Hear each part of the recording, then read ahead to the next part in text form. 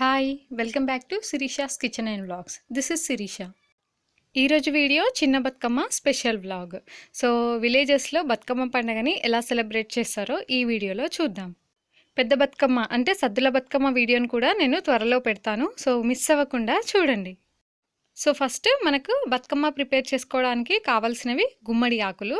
So ఒకవేళ మన దగ్గర గుమ్మడి ఆకులు అవైలబుల్గా లేనట్లయితే చిక్కుడాకులు కూడా యూస్ చేయొచ్చు. నార్మల్గా బతుకమ్మకి ఎలాంటి ఫ్లవర్స్నైనా యూస్ చేసుకోవచ్చు. సో డిఫరెంట్ ఫ్లవర్స్ అన్నింటినీ కూడా మార్నింగే అందరు కలెక్ట్ చేసి ఇంట్లో తెచ్చి పెట్టుకుంటారు. సో ఈవినింగ్ టైంలో బతుకమ్మని ప్రిపేర్ చేస్తారు. సో ఇలా ఫస్ట్ గుమ్మడాకుల్ని తీసుకొని పక్కన పెట్టుకోవాలి. సో నెక్స్ట్ ఇది గునుగు పువ్వు. బతుకమ్మకి మెయిన్ ఫ్లవర్ వచ్చేసి ఈ గునుగు పువ్వే అనమాట. సో గునుగు పువ్వు అండ్ ఇంకొకటి తంగేడు పువ్వు. సో ఫస్ట్ ఈ గునుగు పువ్వు అనేది వైట్ కలర్లో ఉంటుంది. సో దీన్ని ఇలా నేను అన్నీ కట్ చేసి పెట్టుకున్నాను. సో నార్మల్గా ఫ్లవర్ అయితే ఇలా పొడవుగా ఉంటుంది. సో అలా పొడవుగా ఉన్న ఫ్లవర్ని నేను ఆ హెడ్స్ ఉంటాయి కదా, ఆ హెడ్స్ అన్నింటినీ కూడా కట్ చేసి పక్కన పెట్టుకున్నాను. సో ఇలా ముందే అంటే బతుకమ్మ ప్రిపేర్ చేసుకోవడానికి ముందే మనం అన్నింటినీ కట్ చేసి పెట్టుకోవాలి. సో వీటిని పడేయకుండా ఇలా స్టోర్ చేసుకోవాలి. ఆ కట్ చేసిన హెడ్స్ అన్నింటినీ కూడా మనం స్టోర్ చేసుకుంటే అది బతుకమ్మలో వేసి నింపడానికి అవసరం అవుతుంది. సో ఎందుకంటే అది బతుకమ్మ కదలకుండా హైట్ పెరగడానికి యూజ్ అవుతుంది. సో ఇలా కట్ చేసి పెట్టుకున్న ఫ్లవర్స్ అన్నింటినీ నేను మళ్ళీ చిన్నగా మన ప్లేట్కి సైజుని బట్టి, మన ప్లేట్ చిన్నగా ఉంటే దాని సైజుని బట్టి ఇవన్నింటినీ కూడా చిన్న పీసెస్ లాగా కట్ చేసి పక్కన పెట్టుకోవాలి. సో తంగేడు పువ్వు అయితే ఇప్పుడు నా దగ్గర లేదు, ఎల్లో కలర్లో ఉంటుంది తంగేడు పువ్వు. ఇక్కడ ఉన్నది ఏంటి అంటే బంతి పువ్వులు. తంగేడు పువ్వు నేను పెద్ద బతుకమ్మ రోజు చూపిస్తాను. సో మనం ఏ రకమైన ఫ్లవర్ అయినా యూజ్ చేయొచ్చు. ఇలాంటి ఫ్లవర్స్ యూజ్ చేయాలి, ఇలాంటి ఫ్లవర్స్ యూజ్ చేయకూడదు అనేది రూల్ ఏమీ లేదు బతుకమ్మకి. ఏ రకమైన ఫ్లవర్స్ అయినా యూజ్ చేసుకోవచ్చు. సో నేను ఒక 3 డిఫరెంట్ ఫ్లవర్స్ని కలెక్ట్ చేసి పక్కన పెట్టుకున్నాను. నెక్స్ట్ బతుకమ్మని ప్రిపేర్ చేద్దాం. సో బతుకమ్మ ప్రిపేర్ చేయడానికి ఇలాంటి థ్రెడ్స్ యూస్ చేస్తాను నేను. సో మనం నార్మల్గా ఇంట్లో ఉండే థ్రెడ్ ఏదైనా యూస్ చేయొచ్చు. సో దీనివల్ల ఏంటంటే బతుకమ్మ కదలకుండా స్టేబుల్గా ఉంటుంది. సో దానివల్ల మనకి చిన్నపిల్లలు ఒకవేళ బతుకమ్మ తీసుకెళ్ళేటప్పుడు, చెరువుకి తీసుకెళ్ళేటప్పుడు బతుకమ్మ నుండి ఒక ఫ్లవర్ పడిపోయినా, ఈవెన్ బతుకమ్మ కదిలినా, అంటే బతుకమ్మ పడిపోతే అది మంచిది కాదని అనుకుంటారు. సో అందుకని బతుకమ్మని మంచిగా అలానే మనకి గౌరీమాతలాగా పూజిస్తాం, పార్వతీమాతలాగా పూజిస్తాం కాబట్టి సో బతుకమ్మ కదలకుండా కింద పడిపోకుండా ఇంటి నుండి చెరువు వరకు తీసుకెళ్ళాలి. సో అందుకని ఇలా థ్రెడ్స్ వేసుకుంటే మనకి ఎలాంటి డిస్టర్బెన్స్ లేకుండా స్టేబుల్గా ఉంటుందన్నమాట. సో నేను ఇలా ఫస్ట్ ఒక 2 థ్రెడ్స్ని ఇలా వేసి పెట్టుకున్నాను. సో పెద్ద బతుకమ్మకైతే ఇంకా పెద్ద థ్రెడ్స్ వేసుకొని అంటే ఎక్కువ 6 టైమ్స్ 7 టైమ్స్ అలా వేసుకుంటే ఇంకా స్టేబుల్గా ఉంటుంది. సో దీనిపైన థ్రెడ్స్ వేసుకున్న తర్వాత వీటిపైన గుమ్మడాకుల్ని వేసుకోవాలి. సో గుమ్మడాకులు అనేది మనకి 3 or 5 అలా కౌంట్ చేసి వేసుకుంటారు. ఒకవేళ మనకి ఇవి అవైలబుల్గా లేకుంటే చెప్పాను కదా, చిక్కుడాకులు కూడా యూస్ చేయొచ్చు. సో ఇలా వేసుకున్న తర్వాత ఈ ఎడ్జెస్ ఉంటుంది కదా, ఆ ఎక్సెస్ ఎడ్జెస్ మొత్తాన్ని ఇలా కట్ చేసుకోవాలి. సో అప్పుడు మనకి నీట్గా అంటే ప్లేట్ ఎంత ఉంటుందో ఆ ప్లేట్కి ఈక్వల్గా మనము ఈ ఆకులు మొత్తం కట్ చేసుకోవాలి. సో ఇదే మనకి బేస్ అనమాట. అంటే దీనిపైన మనం ఫ్లవర్స్ని పేర్చుకుంటాము. సో అందుకని ఇది బేస్ కాబట్టి నీట్గా ఈ ఆకులన్నింటినీ తీసేసుకోవాలి. సో ఈ ఆకులు కూడా మనం బతుకమ్మ మిడిల్లో వేయడానికి యూజ్ అవుతాయి, పక్కన పెట్టుకోవాలి.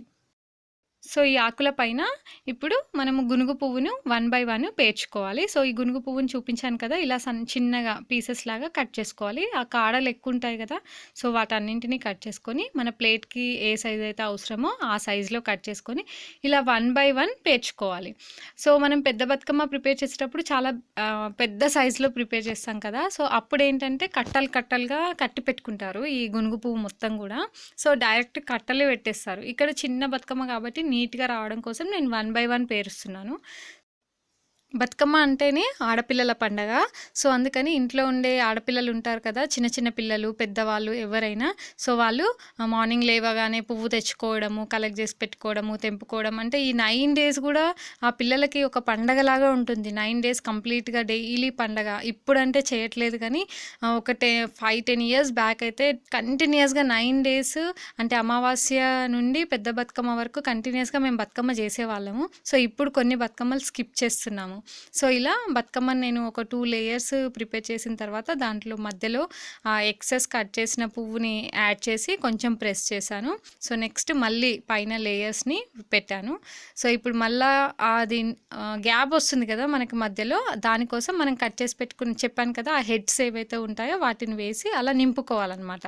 సో అలా బతుకమ్మ మధ్యలో నింపుకుంటే నిండుగా వస్తుంది, కదలకుండా ఉంటుంది. సో దీనిపైన మనకు ఇప్పుడు నేను బంతిపూలు పేరుస్తున్నాను.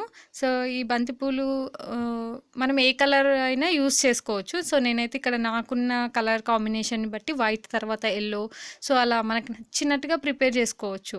సో ఇలా వీటిని కూడా 1 by 1 పెట్టుకుంటూ ఇలా నీట్గా సెట్ చేసుకుంటున్నాను.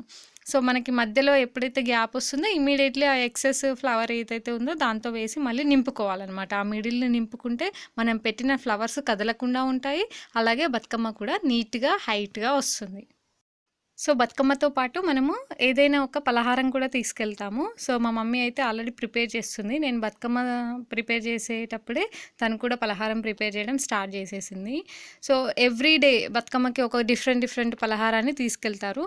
సో నార్మల్గా మనకి ఇప్పుడు తెలిసింది 9 days 9 కంపల్సరీ ఇవే పలహారాలని కాకుండా, సో వాళ్ళ పరిస్థితిని బట్టి వాళ్ళకి నచ్చిన పలహారాన్ని అయితే తీసుకొస్తూ ఉంటారు.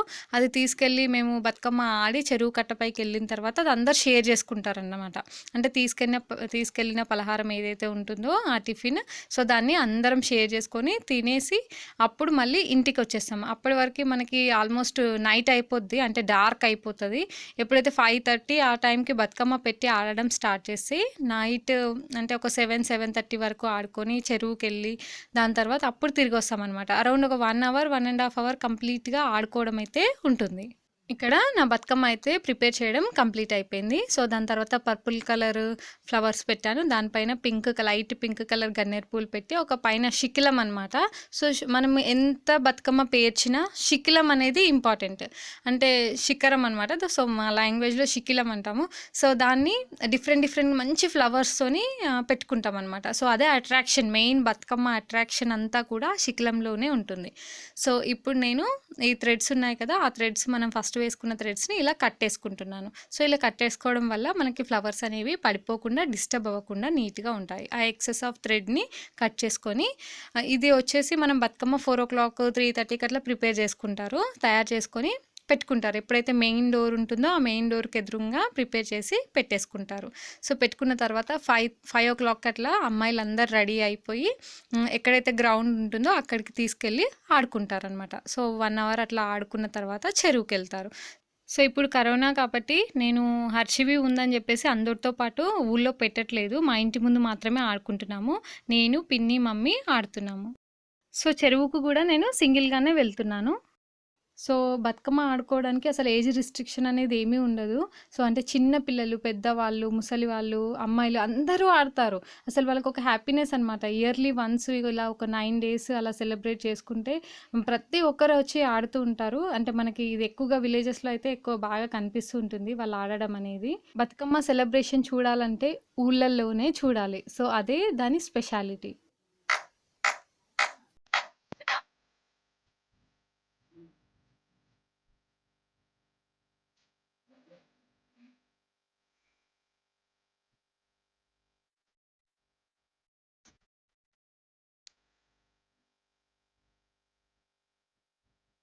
కింద ఉయ్యాలో పత్తి చెట్టు ఉయ్యాలో పత్తి చెట్టు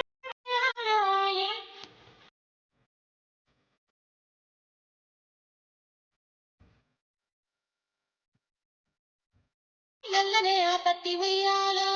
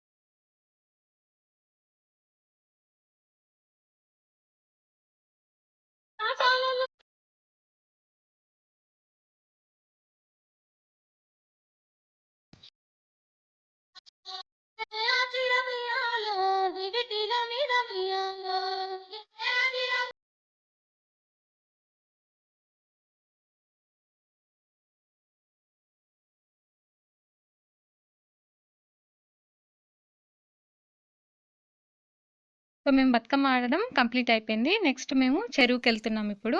యాక్చువల్‌గా అయితే అందరితో పాటు పెట్టి ఒక 1 అవర్ అట్లా ఆడుకోవాలి. బట్ నేను పెట్టట్లేదు. సో ఇక్కడ వెళ్ళే దారిలో వాళ్ళు ఆడడం కొంచెం షూట్ చేశాను.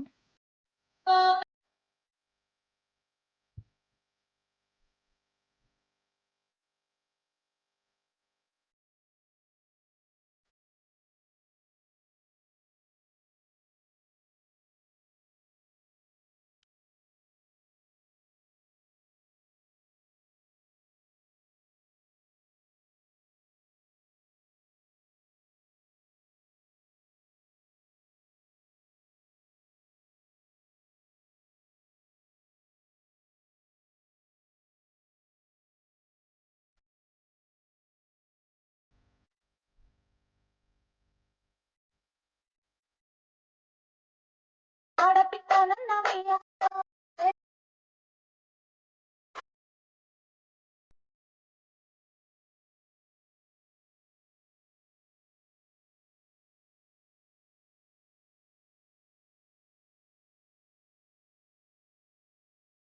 అయితే మేము బతుకమ్మ ఆడేటప్పుడు ఒకరు సాంగ్ పాడతారు. అంటే ఒకరు గట్టిగా పాడితే దాన్ని అందరూ మిగతా వాళ్ళందరూ రిపీట్ చేయాలన్నమాట.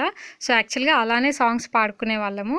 సో ఇక్కడ నేను ఇంకా చెరువు దగ్గరికి వెళ్ళిపోయాను. సో అంటే సింగిల్‌గానే వెళ్ళాను. ఇప్పుడు ఆడిన వాళ్ళు ఇంకా రావడం స్టార్ట్ కాలేదు. వాళ్ళు అక్కడే ఉన్నారు, ఆడుతున్నారు. సో మేము కొంచెం హర్షివి ఉంటుందని కొంచెం ఫాస్ట్‌గా వెళ్దామని తొందరగా వచ్చాము. సో ఇక్కడ వచ్చిన తర్వాత మనం బతుకమ్మని చెరువులో వేయాలన్నమాట. సో వాటర్‌లో వేసిన తర్వాత మనం ఏదైతే పలహారం తీసుకొచ్చామో టిఫిన్ బాక్స్ తీసుకొస్తాం కదా!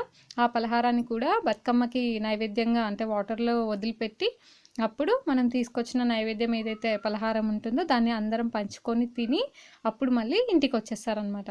సో ఇప్పుడు నేను బతుకమ్మ అయితే ఇలా వాటర్‌లోకి వదిలేస్తున్నాను. సో ఇలా బతుకమ్మ చెరువులో వేసిన తర్వాత సో ఫస్ట్ కొంచెం పలహారం చెరువులో వదిలేస్తాం కదా! దాని తర్వాత అందరం ఆ కట్ట పైన, రోడ్ పైన కూర్చుంటాము. సో వర్షాకాలమే కాబట్టి నీట్‌గా ఉంటుంది. అందరం గ్రూప్స్ లాగా ఫామ్ అయిపోయి అందులో కూర్చొని ఒకరొకరు తెచ్చుకున్న ఆ బాక్సెస్ అన్నింటిని అందరం షేర్ చేసుకొని వాటిని తిని మళ్ళీ సాంగ్స్ పాడుకుంటూ ఇంటికెళ్తామనమాట. సో మధ్యలో ఇంటికెళ్ళే దారిలో కూడా మళ్ళీ సాంగ్స్ పాడుతూ ఉంటారు. సో అలా ఇంటికి వచ్చేస్తాము. సో ఇదండి ఈరోజు నా చిన్న బతుకమ్మ వ్లాగ్. సో ఈ వీడియో మీకు నచ్చినట్లయితే ప్లీజ్ లైక్ చేయండి, షేర్ చేయండి, కామెంట్ చేయండి. సో ఈ వీడియో మీకు నచ్చినట్లయితే సద్దుల బతుకమ్మ, పెద్ద బతుకమ్మ వీడియోని కూడా మిస్ అవ్వకుండా చూడండి. Thanks for watching. This is Shirisha with Shirisha's kitchen and vlogs. Keep watching. Don't forget to subscribe.